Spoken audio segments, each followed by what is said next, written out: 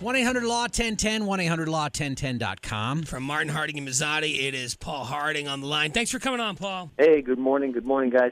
Paul, we're going to talk about this A-Rod stuff. Yeah, this hits close to home because you're a Yankee fan. Can you speak about this impartially?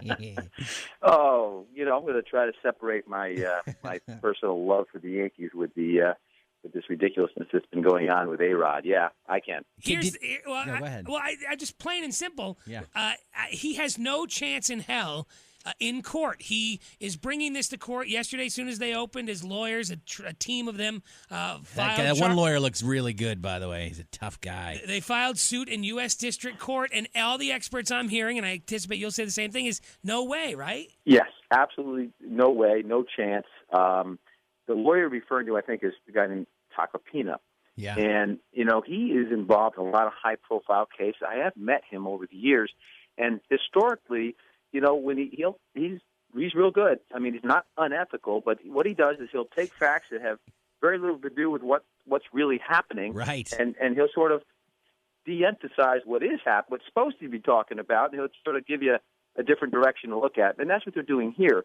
They've had so many things that have nothing to do with the fact that it would appear by all testimony that he has taken the drug and the enhancements, and then now the punishment's been handed down. Did you see the 60 Minutes piece? Yeah. What about Major League Baseball's sort of bully mentality here? What about them and how they kind of like they brought all this money in? They said we're going to pay for Bosch's legal system. We're going to security. We're going to pay. Aren't they kind of buying their way through this too?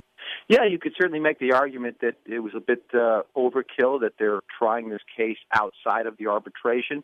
They could have taken the position and done nothing and not supported the 60 Minutes piece, because it really is kind of a common sense case and a common sense conclusion to the case. And the rest of this, I think they're getting a little bit smeared up, which probably was the intent of the defense here. What about the criminal stuff because none of this is a criminal. I'm watching this and I'm like, how is nobody arrested? How is nobody, being fingered for potential, potentially saying they're going to kill somebody? I mean, there's a lot of creepy stuff going on. I don't know. I mean, I look at this guy and he's certainly, it appears that he's sort of a wrongdoer also. And I think people seem to be forgetting about that. And now he's saying what A-Rod's folks said to him. So I don't think that's going to end. I think it's going to have a continuation, and which, again, is bad for baseball.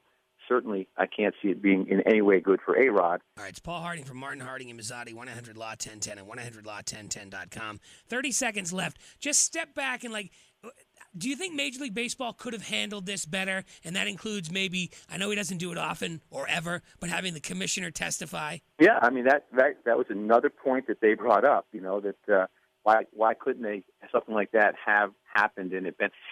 The way that it's playing out, I think they absolutely would rethink their strategy next time. They're not going to admit that, but as you say, they're getting some stain on Major League Baseball, which was not their intent. Their intent was to show, hey, we're the enforcement agency. They assumed that he would either take the suspension or it would be a lot quieter than it was, and some of this underworld stuff that has now come up is going to be part of their history on this. So, I think to do it again, I think that I don't think we'll see this again from Major League Baseball. I think they just want to put this chapter behind them. When will A-Rod, this is not a lawyer question, this is just a fan question. Do you think A-Rod you think he'll play again for the Yankees?